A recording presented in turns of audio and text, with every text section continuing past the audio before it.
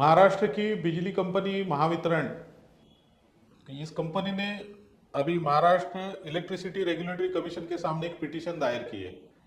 जो पिटीशन बिजली की दरें क्या हो इसलिए है। एक और महावितरण कहते हैं कि बिजली की दरें कम होगी, लेकिन लोग तो कहते हैं कि बिजली की दर वास्तव में बढ़ने वाली है, क्योंकि उसमें कोई ऐसी प्रोविजन की है जो ऊपर से दिखाई नहीं देती। इस पर बात करने के लिए हमारे साथ है महावितरण के इंडिपेंडेंट डायरेक्टर विश्वास पाठक जी। पाठक साहब, ये बताइए, क्या सचमुच में रेट बिजली दरें कम होने वाली है या ऐसी ही बातें चल रही है? गत अनेक वर्षों से मैं बिजली क्षेत्र से जुड़ा हुआ हूँ। जब जब महावितरण द्वारा कोई पिटीशन एमएआरसी में दायर होती है तो इस प्रकार की अनेक चर्चाएं आती है, लेकिन इस बार का जो मल्टी ईयर टैरिफ पिटीशन है वो सबसे अलग है। वो इसलिए है क्योंकि ऊर्जा क्षेत्र में पहले बार महावितरण जैसे कंपनी ने बिजली के दाम हमें कम करने की अनुमति मिले, इस प्रकार की याचना की है। और मैं आपको बड़ी जिम्मेदारी के साथ बताना चाहता हूं कि अगले 5 साल में बिजली के दाम के कम होने वाले हैं, जिसकी शुरुआत इस अप्रैल से 100 यूनिट तक कंज्यूम करने वाले ग्राहक है उनको बिजली में दर में कपात मिलना शुरू होने वाला है। एक और आप कह रहे हैं कि बिजली की दरें कम होगी, आज होगी, कल होगी, 5 साल में धीरे धीरे होगी, लेकिन दूसरी ओर ऐसी कुछ प्रोविजन है पिटीशन में ताकि फिर से खर्चा बढ़ जाएगा। जैसे कि लोग कह रहे हैं कि जो सोलर लगाते हैं घरेलू ग्राहक, वो तो 100 यूनिट तक बिजली इस्तेमाल करे तो ठीक है, उसके ऊपर थोड़ा भी गया तो पहले पुराने कम दर से बिल आता था 500 रुपये तक, अब तो टेलीस्कोपिक तरीके से 1500 रुपये तक बिल बढ़ जाएगा। क्या ये सही है?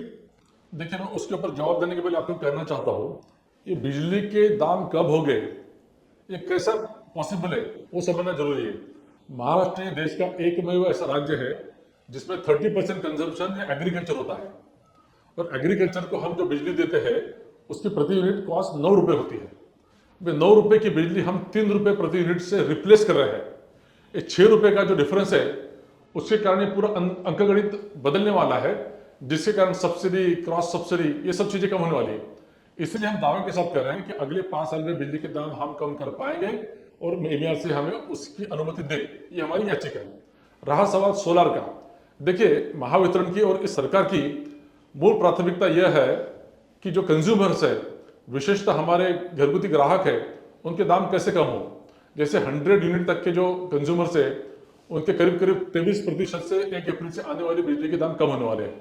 100 से 300 जो है उनकी भी बिजली के दाम अगले 5 सालों में बारी बारी से कम होने वाले हैं।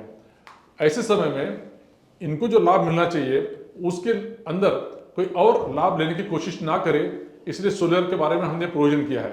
ये प्रोविजन ऐसा है, अगर कोई 500 यूनिट यूज करता है उसमें से 400 यूनिट ये सोलर द्वारा निर्माण करता है, तो हम उसको 400 के बाद 400 से 500 जो रेट लागू है वो उसको देंगे, क्योंकि उसको वैसे ही 78,000 की हमने सब्सिडी भी दी है सोलर वाले को। वो ये 100 और 300 की कैटेगरी में, नॉर्मल कंज्यूमर की कैटेगरी में नहीं आ सकता है, इसलिए हमने ऐसा प्रावधान किया है। अभी सोलर की ये भी बात चल रही है कि फिलहाल सोलर में जो दिन में बिजली इस्तेमाल करते हैं उसका सेट ऑफ करके रात में एडवांटेज मिलता है तो पैसा बहुत बचता है, लेकिन अब आप प्रोविजन ऐसी कर रहे हैं कि दिन में निर्माण की हुई बिजली दिन में ही इस्तेमाल करने के लिए, रात में उसको सेट ऑफ नहीं मिलेगा। देखिए, ये प्रावधान के बारे में जिस प्रकार से कंफ्यूजन क्रिएट जा रहा है, मैं बताना चाहता हूँ, सर्वप्रथम यह घरगुती ग्राहक के लिए लागू नहीं है, इसलिए उसका विषय नहीं है। और जहां तक आप कह रहे हो, इसका जो रीडिंग होने वाला है, बिलिंग होने वाला है, और नेट मीटरिंग की जो एग्जिस्टिंग पॉलिसी है उसके तहत ही होने वाला है, उसमें कोई बदलाव नहीं है। कोई आदमी घर का रिनोवेशन करे, कोई थोड़ा सा निर्माण करे, कंस्ट्रक्शन करे, तो कमर्शियल रेट लगाएंगे, ऐसे लोग बोल रहे हैं सर। देखिए, ऊर्जा क्षेत्र यह रेगुलेटेड क्षेत्र है। रेगुलेटरी कमीशन यहाँ पर बैठा है। रेगुलेटरी कमीशन की मान्यता से रेसिडेंशियल ग्राहक की संकल्पना तय है। जिस घर में ग्राहक रहता है वह रेसिडेंशियल कंज्यूमर है। वह रेसिडेंशियल कंज्यूमर अगर कुछ इनोवेशन करता है, मरम्मत करता है, तो रेसिडेंशियल ही रहेगा, उसको कमर्शियल रेट लगने का सवाल ही नहीं आता है। लेकिन अगर वो अपना पूरा घर तोड़कर स्थलांतरित होकर नया घर बनाता है तो केवल उस समय के लिए 8 महीने या 12 महीने के लिए वो कमर्शियल रेट रहेगा, अन्यथा वो रेसिडेंशियल ही रहेगा। कई लोग घर में एक कमरे में ट्यूशन चलाते हैं, ब्यूटी पार्लर चलाते हैं, किसी की ऑफिस होती है, वर्क फ्रॉम होम होता है। अभी कोई कुछ लोग बोल रहे हैं कि पिटीशन में ऐसा प्रावधान है कि इन सबको कमर्शियल रेट लगाओ ज़्यादा दर। ये सारा सर गलत है, झूठ है।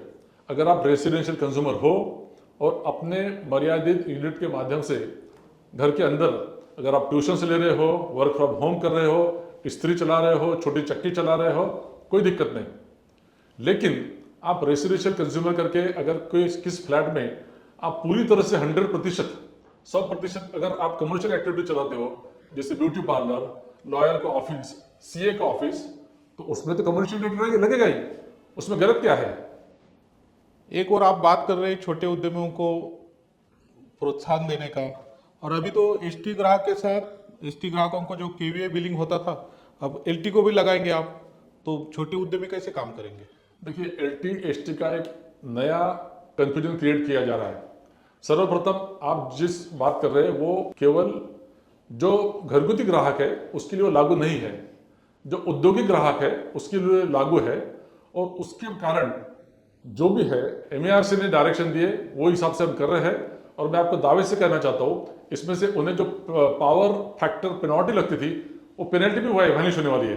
बिजली दरें कम होगी तो इंडस्ट्री की भी कम होगी क्या? इंडस्ट्री की भी होगी। मैं आपको जो गणित बताया, 9 रुपए की बिजली 3 रुपए में किसानों को जो हम देने वाले हैं, जिनका total consumption 30% of the state था, उसके माध्यम से हमें जो सहूलियत मिलने वाली है उसका लाभ सभी कंज्यूमर को अगले 5 साल में मिलेगा। जो 9 रुपए और 3 रुपए का अंतर है, जो बिजली हम किसानों को 9 रुपए वाली देते थे अभी 3 रुपए में देने वाले हैं, और जिसका पैसा वैसे भी सरकारी देने वाला है, वो जो अंक गणित है उसके कारण ये पॉसिबल होने वाला है। और बिजली उद्योगों को और कुछ रियायती देते या ऐसे ही पूरा रेट देना पड़ेगा आपको? उनको भी रिबेट्स मिलेंगे। एमआरसी में हमने याचिका दायर की है, एमआरसी अगर अप्रूव करेंगे तो उनको भी स्टेजेस में बेनिफिट मिलेगा। आप कह रहे हैं इंडस्ट्री के लिए रेट कम करेंगे, लेकिन हालत तो ऐसे कह रहे हैं लोग कि इंडस्ट्री के लिए बिजली के दर बहुत ज़्यादा है, इंडस्ट्री बाहर जा रही है महाराष्ट्र से। असलियत क्या है?